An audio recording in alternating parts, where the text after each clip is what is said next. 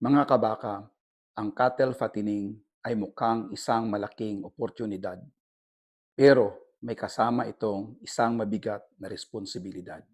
Great art farm where dreams take flight. Magandang araw mga kabaka, ito po muli si Kabakang Arnel Corpus. Buwabati po sa inyo ng isang magandang araw at welcome po sa episode 27 ng ating Baka Alaman na hango mula sa chapter 2 ng ating Philippine Cattle Feeding Handbook, Feeding Cattle the Philippine Way, inspired by global best practices.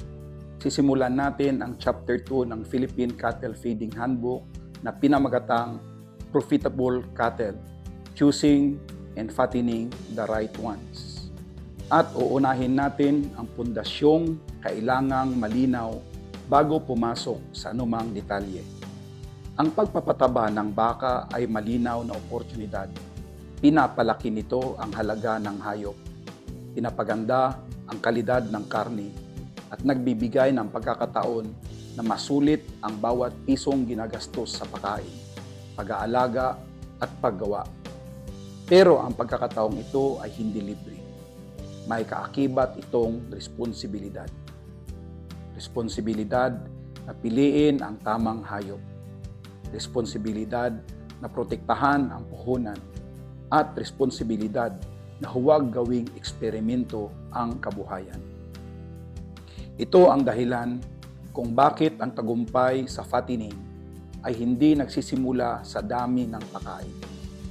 Sa chapter 2 ng handbook, malinaw ang binibigyang diin.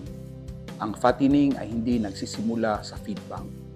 Nagsisimula ito sa selection. Doon pa lang, tahimik ng ginagawa ang pinakamahalagang desisyon.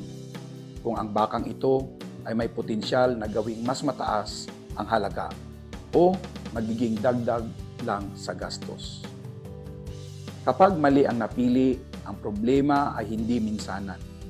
Araw-araw itong bumabalik sa bawat kilo ng pagkain, sa bawat araw ng pag-aalaga at sa bawat pag-asang kumita.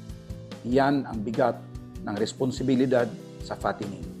Ito ang dahilan kung bakit ang baka alaman ay hindi nagsisimula sa kung ano ang ipapakain, kundi sa kung ano ang pipiliin. Dahil ang tamang pagpili ang unang hakbang ng isang farmer na seryoso sa kita at pangmatagalang operasyon. Sa Baka Alaman Episode 28, palalalimin pa natin ito sa isang malinaw na prinsipyo. Bakit ang cattle fattening ay hindi dapat ituring na sugal, kundi isang kalkuladong desisyon. Mga kabaka, ang oportunidad ay madaling makita, pero ang responsibilidad ay kailangan akuin. At sa cattle fattening, ang unang desisyong gagawin mo ang magtatakda ng mangyayari sa dulo. Ito po muli si Kabakang Arnel Corpus at ito ang Baka Alaman. Kaalamang mula sa karanasan, mula sa aking karanasan, para sa inyong kabuhayan. Marami pong salamat at pagpalain po tayo ng Panginoon. Agricultural resilience, cultivating